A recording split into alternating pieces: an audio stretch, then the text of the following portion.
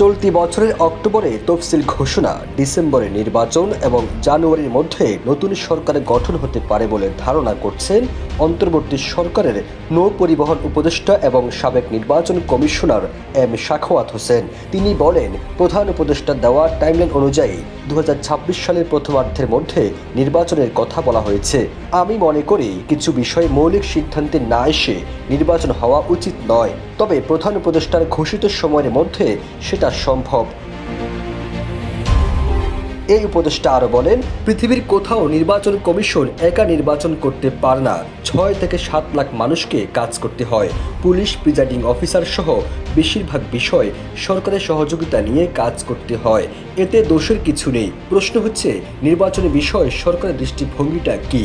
হাসিনা সরকারের 3টি নির্বাচনের উদাহরণ টেনে তিনি বলেন, গত 3টি নির্বাচনে সরকার চেয়েছে তাকে জিততে হবে।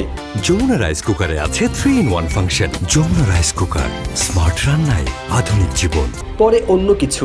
এটা করতে গিয়ে তারা প্রথমবার বিরোধী পক্ষ ছাড়া নির্বাচন করলো, দ্বিতীয়বার রাতের নির্বাচন করলো এবং তৃতীয়বার ডামি নির্বাচন করলো। কিন্তু পৃথিবীতে এমন মডেলে নির্বাচন আর কোথাও দেখা যায়নি। এমনকি আমাদের দেশে এরশাদের আমলেও এমন ঘটনা ঘটেনি। জেলা প্রশাসকরা বেছে বেছে আওয়ামী লীগ, ছাত্রলীগের লোকজনকে প্রিজাইডিং অফিসার বানিয়েছিল। জাতীয় একটি দৈনিককে দেওয়া এক সাক্ষাৎকারে এসব কথা বলেন উপদেষ্টা এম সাখাওয়াত হোসেন।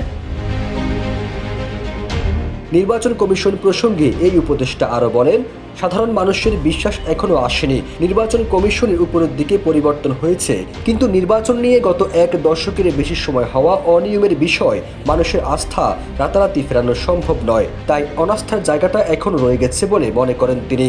তাই মানুষের আস্থা ফেরানোই বড় চ্যালেঞ্জ। নির্বাচন কমিশনের উদ্দেশ্যে তিনি বলেন, এটা কোনো আমলাতান্ত্রিক দায়িত্ব নয়, এটা অনেক কঠিন দায়িত্ব। সাধারণ মানুষের আপনাদের উপর বিশ্বাস থাকতে হবে। যেমন আমরা যখন নির্বাচন কমিশনার ছিলাম তখন খারাপ ভালো যাই করি আমাদের উপর মানুষের একটা বিশ্বাস ছিল। ফিরোজ আলম, যাই দিন।